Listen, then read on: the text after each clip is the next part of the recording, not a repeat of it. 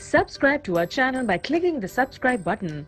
Click the bell button and enjoy the latest uploads from our channel. वो धूपों में तपती जमीनों पे सजदे, सफर में वो घोड़ों की जीनों पे सजदे, चट्टानों की ऊंची जबीनों पे सजदे, वो सहरा बयाबां के सीनों पे सजदे. There was a very beautiful conversation that reminds me of this verse, and I'll be brief, that took place between Adam alayhi salam and Allah subhanahu wa ta'ala, and Ibn Kathir records this in his tafsir of these verses. He says that when Adam was being taken away from this garden, he asked Allah a few questions. Number one, he said, "My Lord, did you not create me with your own two hands?" And Allah said, "Yes." He said, "Did you not breathe into me the breath of life and cause me to live?" And Allah says, "Yes." "Did you not, when I sneeze, say, Yarhamukumullah, may Allah have mercy on you?" "Yes, I did say that." Then Adam asked a very wise question to Allah subhanahu wa ta'ala that explains us. He said, "When you created me and you placed me in that garden and you told me not to eat from that tree, didn't you already know I was going to eat from it?" You see the wisdom of Adam alayhi salam. Didn't you know I was going to eat from that tree? You see, Adam understood that Allah knew before creating anything that He was going to create Adam. He was going to put him in the garden, and him and his wife, and they were going to eat from that tree even though they were told not to do so. Allah knew. So Allah said, "Yes, I knew you were going to do it." So Adam alayhi salam said, "Then can you not forgive me for that and put me back in that garden one day?" And Allah said, "Yes." And He taught them the very famous words, "My Lord, I have wronged my own soul, and if you do not forgive me and have mercy on me, surely I will be one of the losers."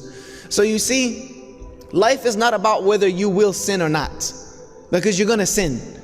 If you keep living, you're probably going to keep sinning at some point in your life. It's not about whether you will sin or not. Kulli bani Adam khata. Every son of Adam sins. What is important is, what do you do about the sin? Al-khayrul khata'ina at-tawwabun. He said, but the best of those who sin are those who repent. You see, Allah subhanahu wa ta'ala, when He told the angels, "I know something you don't know," I'm proving a point here. That yes, I'm going to create this Khalifa. Yes, his progeny, many of them are going to turn away from me. Yes, they're all going to commit sin. They're all going to do wrong. But there will be some of them who will turn back to me and ask me to forgive them, and I will forgive them. You see, true power. This is why understanding the attributes of Allah is difficult for the human mind. Because true power is not punishing when you have the capability to do so. True power is when you have the right to punish. Allah has the right to punish all of us for our sins. Allah is capable of punishing us, yet He chooses to forgive those who seek His forgiveness. That's true power.